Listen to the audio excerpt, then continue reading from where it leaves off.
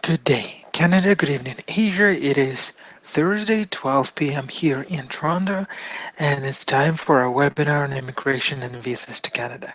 My name is Alex Davidson, and we'll talk about immigration for IT experts today.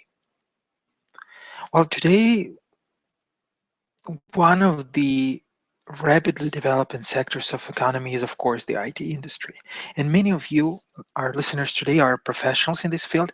Many of you are sincerely interested how it's possible for an IT professional to immigrate to Canada. So during the next 20 or so minutes, we'll discuss what are the benefits of being an IT professional in terms of immigration to Canada, what does it mean to be an IT professional from Canadian point of view, and how to use these opportunities to start your life in Canada. So first of all, let's just briefly define who is an IT professional or IT expert from the immigration point of view. One may mistakenly think that any individual doing any kind of piece of work, like computer-like equipment, can be described as IT professional, but it's not the case when it comes to immigration to Canada. In Canada, we have so-called National Occupation Classification. Many of you may know that, shortly called NOC, and consider it just as a book describing all possible occupations. Any occupation you could imagine is described by a separate article in this book, and each such article has an NOC code or NOC number. In the immigration process, when an occupation is mentioned, it's always connected to the classification to the specific NOC code, right? So here are the NOC codes that describe IT professionals. All of them are either into section 217, computer information system professionals, or in the section 228, that's technical occupations in computer and information systems. Here are the examples. The NOC 2171, that information system analysts and consultants. 2172, database analysts, data administrators. 2173, quite popular, software engineers, designers. 2174, that's computer programmers and interactive media developers. 2175, web designers and developers.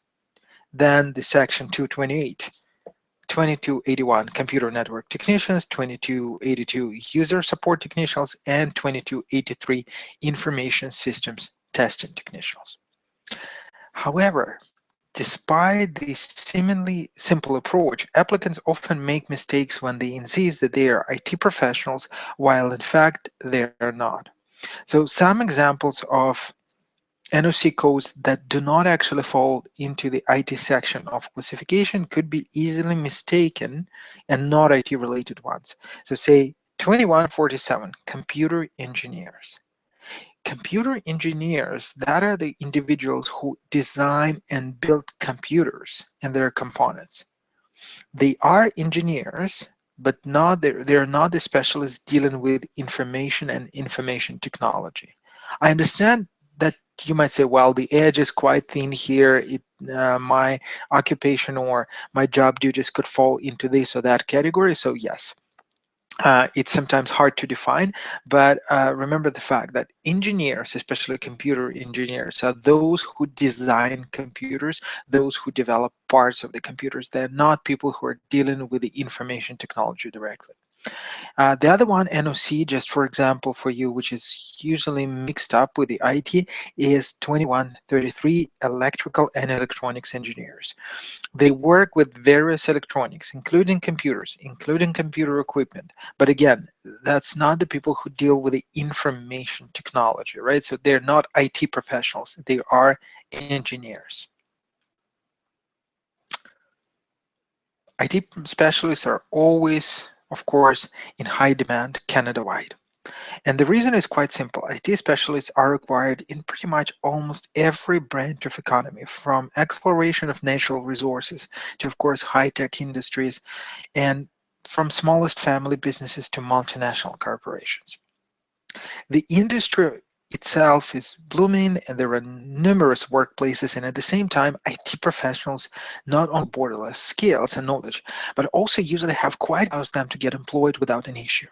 Moreover, lots of IT specialists prefer to live self-employed in Canada without being dependent on any particular employer at all. So the Provincial Immigration Program of Saskatchewan periodically opens its doors to individuals of selected occupations, including IT. In fact, there are quite a lot of IT NOC codes which are typically included in the Saskatchewan Provincial Nominee Program. While intake for this program is not huge, usually it's hundreds of applicants, couple hundreds, sometimes 1,500 or so, uh, with several intakes per year, a prepared candidate could be successful just because it's very preparedness by applying right on time. So there are lots of applicants worldwide. Of course, demand is very high, but nevertheless, it's possible to file an application when the opportunity presents itself. So needless to say, of course, it's to succeed if you begin to prepare everything on the day of intake. So do not just fall yourself into that trap where the program opens and you start preparing your application. That's not how it's supposed to work. So what's the action plan? First of all, you have to create and activate your Express Entry account. And don't forget to include Saskatchewan as one of your Canadian destinations. Express Entry states the entire immigration process, and regardless of your immigration roadmap, registering in the system is highly recommended, if not mandatory. Provincial immigration authorities, they have access to Express Entry profiles and they actively use it to select provincial nominee program candidates. So next step for Saskatchewan PNP is to make sure that you either have or can instantly obtain all the necessary documents. Generally, I'm saying generally because every single time Saskatchewan opens its intake, sometimes they change forms, sometimes they change the checklist, but generally, you have to have your travel passport close by your hand. Proof of funds means bank statement or a bank certification letter and a complete professional resume in English. And when we're talking about the bank statement and we're talking about such fast-paced applications such as Saskatchewan, you have to remember that, look, the application, so intake OP usually have just a couple of days to apply. Make sure that you would just run to the bank, grab your bank statement, make sure that you get your passport at hand. Otherwise, it would be late within a couple of days. It's also a good idea to fill the application forms in advance.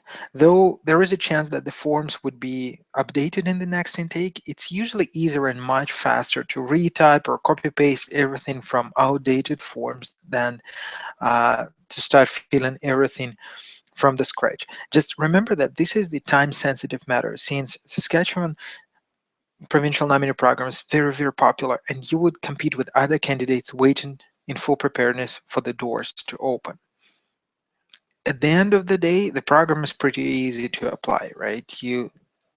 It opens the doors, you have your profile and Express Entry system ready, your NOC code matches the code in demand, so all you have to do is just to go straight forward and make sure that you apply. So have everything ready, bank statement, passport information, your resume ready, have your forms pre-filled. That is the key for success. Is New Brunswick PNP. And IT specialists are currently welcomed in the province of New Brunswick. In fact, there are two options for those who wish to use this opportunity to apply under the New Brunswick PNP. The first one is to register for and attend one of the information sessions held by the immigration authorities of New Brunswick from time to time in major cities around the globe. So this summer, for example, New Brunswick will meet potential applicants in Egypt, in Philippines, in UAE, in Qatar, and other countries.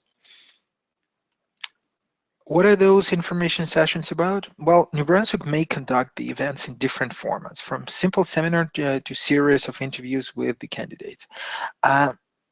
Consider this information session as a regular job fair, with the exception that you will talk not to a potential employer, but to an officer of the province that might be a future destination in Canada. As with the employment interview, you would virtually have to sell yourself, not within the scope of specific job position, but in terms of becoming well established and employed in the province in general. And the task is much easier than with the employment interview because there are positions, not just one, three, or even not even a dozen, right? Immigration officers, they will not try to fail you during the interview. Instead, you will discuss your opportunities in Canada in the province of New Brunswick together, and the whole process is very, very friendly and welcoming. Requirements: applicants have to have IELTS 6 and above, complete post-secondary education, welcome to register and attend. All attendees, they receive the right to submit the expression of interest application to New Brunswick, be selected, apply afterwards for New Brunswick PNP. In terms of the occupation, usually there is a list of eligible ones, including, of course, the number of IT professionals, but based on the previous experience, it's not strictly enforced, which means that one can register even when his or her application is not in the list of demanded. What I could say based on my personal experience working with the New Brunswick over the years is that you have to be prepared for the session, like really prepared in advance, know about the job market in New Brunswick. You have to know if you're planning to attend the session, you have to know where the province is, the climate, job perspectives, probably have to start connecting with the employers. It is important to demonstrate to the visa officer that you are ready. However interesting it might sound, on some sessions, interviews are not conducted. Chances are you would just come, you would have a chance to listen to the presentation about the New Brunswick, and you would be good to go. But the fact of your attendance itself would allow you to apply for the New Brunswick Provincial Nominee Program. The second stream under the same program of New Brunswick, or the second option, is more interesting, specifically not for IT professionals. For those whose NOC is on the list of eligible ones, could simply submit an expression of interest and apply to New Brunswick without the need to attend that information session. You don't have to travel to another country. You could apply straight away. And currently eligible NOCs are 2171, that's Information Systems Analysts and Consultants. 2172, Database Analysts and Data Administrators. 2174, Computer Programmers and Interactive Media Developers. 75, that's Web Designers and Developers. And 2281, Computer and Network Technicians. So if your employment matches one of those occupations and you meet express entry eligibility requirements, you could right now, today, submit your expression of interest application to the New Brunswick. You could be selected and you could use provincial nomination, get those desired 600 extra scores to immigrate to Canada. This fact, the existence of this stream, it clearly shows how demanded those IT specialists are. The province even has a direct immigration pathway for them. I mean, of course, eligibility criteria equally applies to these people. So you have to have IELTS 6 or above, post-secondary education, and so on and so on. And just to remind you, what does it mean to have one of the NOC codes? It strictly means that job description in the NOC article describes the nature of your job and that your job duties mostly match the ones listed in the NOC article. In other words, forget your job title, staff schedule, etc. It could be assistant manager, but by the nature of your work, your job duties are best described by, I don't know, computer programmer, right? So from the immigration point of view, you would be a computer programmer. Mind this because New Brunswick is quite strict when it comes to the NOC code. So if you're looking to apply, be very careful in which duties are listed in your job reference letter. Okay. If you got any questions, better discuss it with us in advance before applying. Otherwise, it might be a little bit too late. Now, coming further is, of course, other provinces of Canada. Just to touch the base a little bit with this. Other provinces of Canada are also interested in IT professionals. So virtually every province or territory has demand for them. And For the same reason I mentioned in the beginning of webinar, right? All of these provinces and territories, they have demand for IT experts in most of the branches of economy, in all of the regions of Canada. It's wise idea to mention provincial nominee programs, list of, first of all, Nova Scotia, Alberta, I would say, and these provinces are known for their approach for selecting new immigrants by opening intake periodically, and each intake uh, usually lists IT specialists specifically. Now, getting further to the opportunities. Employment with a Canadian company. And it's difficult, but it's an efficient way to immigrate to Canada. You know very well what I mean by an offer of employment from a Canadian employer.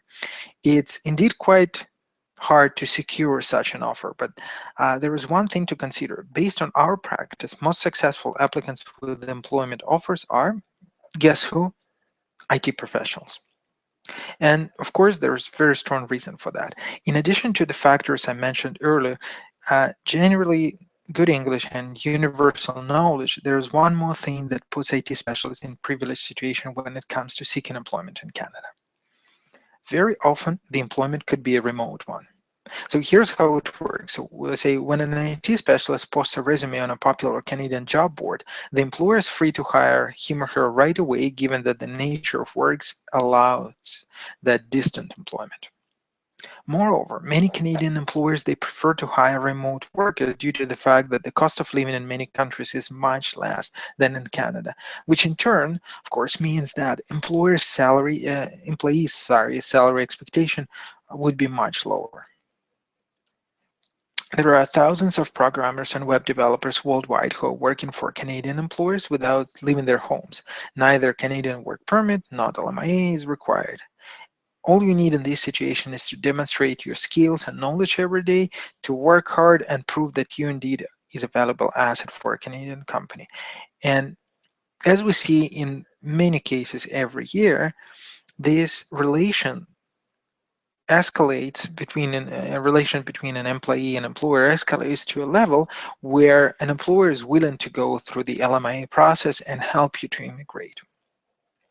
A few links which I posted on this site just for you to have a look at that.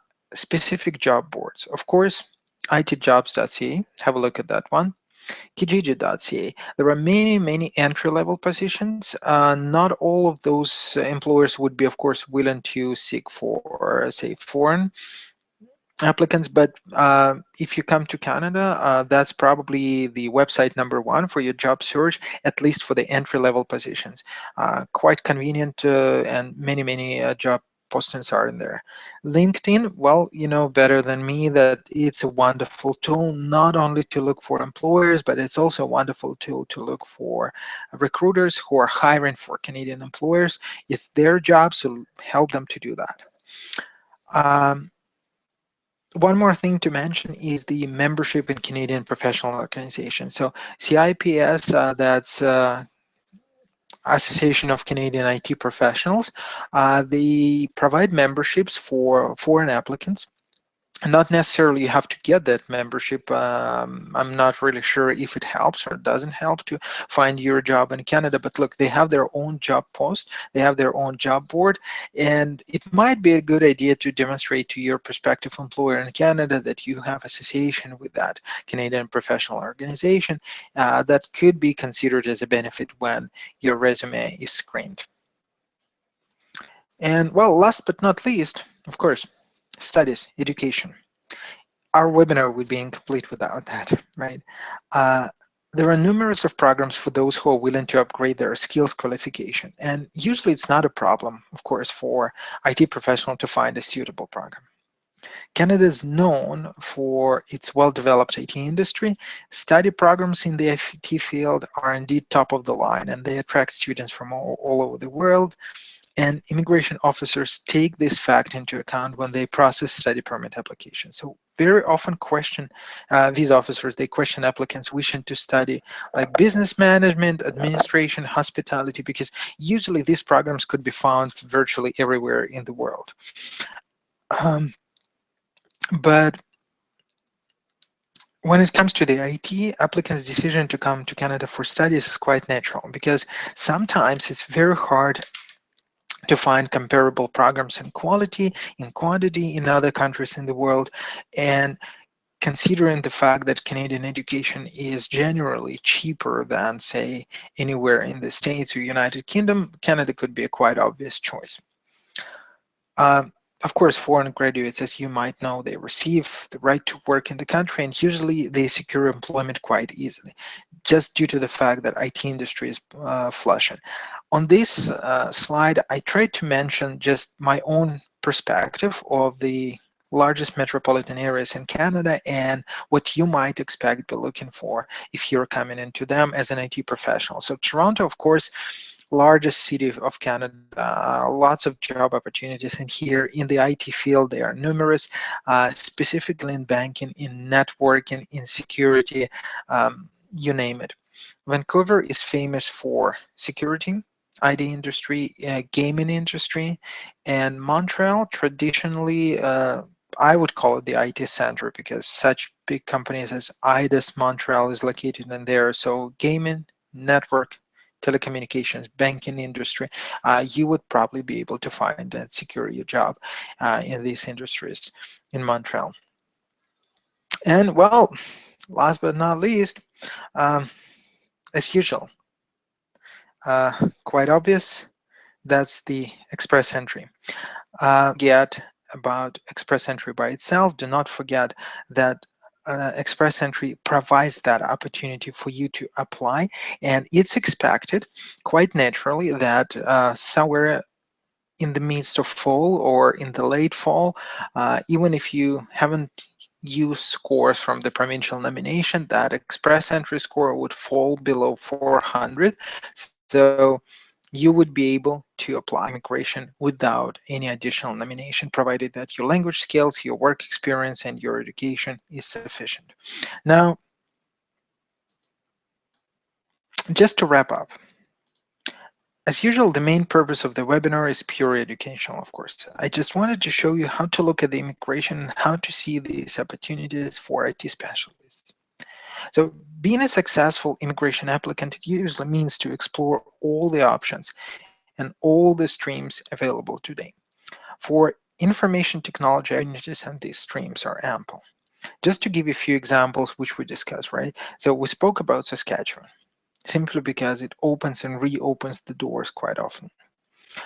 We spoke about the New Brunswick simply because it's open right now at this particular second. Other provinces, they traditionally have streams designed and tailored for IT specialists. Nova Scotia, Alberta. With the right preparation for immigration, that would all work for you. And of course, if you're not sure where to start, come to us. Let us assess your chances, talk about what we could do for you, how you could approach that immigration, which tools we could utilize to help you out. You may either come directly to us, you could send me a note, or usually, of course, you can contact one of our trusted and knowledgeable partners, Visa Center team. They're in Bangladesh. You could see their contacts right on the screen, and I'm absolutely sure that they would be able to help. They would be able to assess your profile, discuss all the options with you. So feel free to contact them directly. And as usual, feel free to ask questions, address your thoughts, address your concerns, ideas directly. We assess tens of profiles every day, and it's of course our job to help you legally. I would appreciate if you like the webinar, spread the word, subscribe, tell your friends of what we're doing, and follow our meetings. We create these informational webinars for you absolutely. So I welcome you to subscribe and see how you can dream into the reality. Thank you all for being with me today. Our next webinar will talk about immigration through business opening in Canada. How could one immigrate by simply opening and running a business, a company in Canada? What should be done? How to approach this situation. So stay tuned with us. And for now, goodbye.